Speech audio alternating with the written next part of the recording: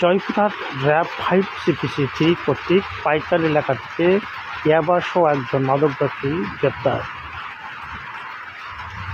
ডাঙ্গাপাড়া হাকিমপুর দিনাজপুর থেকে আক্তারের সঙ্গে তথ্য ও ভিডিওচিত্র দেখুন বিস্তারিত।